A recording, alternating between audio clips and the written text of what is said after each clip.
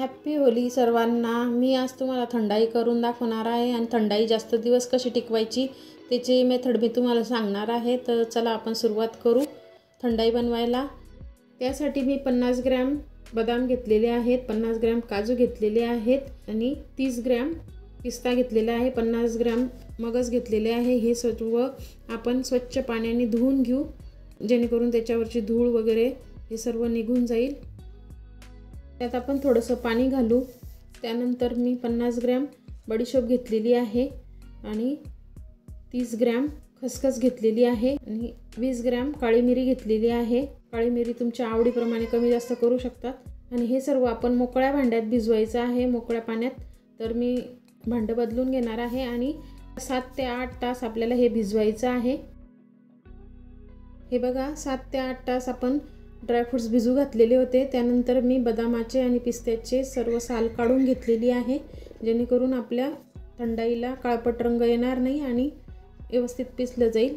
त्यानंतर मी जायफळाचा तुकडा घेतलेला आहे छोटासा आणि वेलची घेतलेली आहे, हिरवी वेलची, त्याची मी साल काढून घेतलेली आहे। आणि हे ड्रायफ्रूट सोबत आपल्याला बारीक पेस्ट करून घ्यायची। सर्व मिक्सरमधून मी बारीक करून घेणार आहे। छान अशी मऊ सूत पेस्ट करून घ्यायची आपल्याला। आणि आपण जे ड्रायफ्रूट्स भिजवलेलं पाणी आहे ते फेकायचं नाही, ते पाणी वापरूनच आपल्याला पेस्ट बारीक करून घ्यायची आहे। त्यानंतर मी 2 चमचे गुलकंद घेतला आहे। गुलकंद नसेल तर आपण डायरेक्ट गुलाबाच्या पाकळ्या किंवा सुकलेल्या गुलाबाच्या पाकळ्याही वापरू शकतो।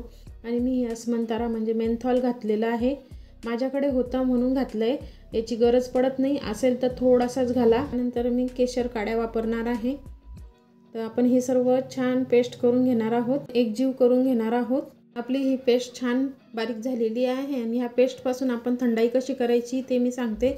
तर आपल्याला 2-3 चमचे थंडाई पेस्ट घ्यायची आहे, त्यात थंड दूध घालायचं आहे आणि आवडीप्रमाणे खडीसाखर घालायची आहे आणि मिक्सरमधून फिरवून आपली ही थंडाई तयार आहे। तुम्ही असंही सर्व करू शकता आणि रोजचे जर तुम्हाला हे तामझाम नको असेल तर आपण पाक करून थंडाई जास्त दिवस टिकवू शकतो। तर मी 1/2 किलो साखर आणि 1/2 किलो खडीसाखर घेतलेली आहे।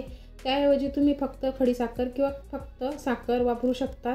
आपण ही साखर विरघळून घेतली आणि साखर कॅरमलाइज होऊ नये म्हणून मी त्यात अर्धा चमचा निंबू रस घातला आहे।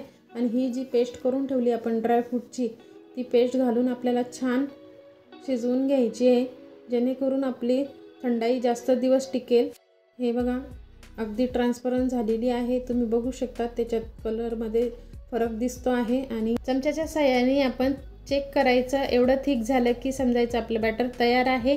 तर मी 1 चमचाभर बॅटर घेऊन त्यात थंड दूध घातलेलं आहे आणि आपली थंडाई तयार झालेली आहे। हे बॅटर आपण थंड झाल्यावर काचेच्या बॉटलमध्ये भरून ठेवायचं आणि आपल्या आवडीप्रमाणे त्यात थंड दूध मिक्स करून हे सर्व करायचं आणि आपली थंडाई तयार झालेली आहे। तुम्ही असंही स्टोअर करून 2-3 महिने तरी हे थंडाई वापरू शकता।